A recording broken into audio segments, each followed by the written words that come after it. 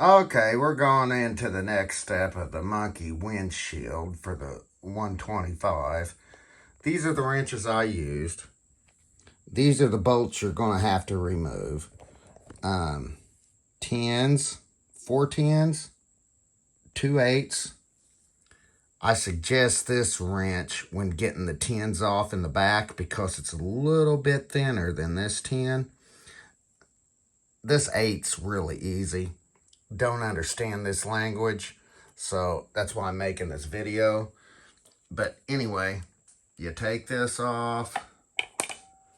You take this off. Okay. Remember the triangle bracket. See the triangle?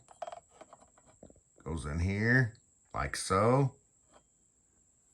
But anyway, I'll get back with you on the next one.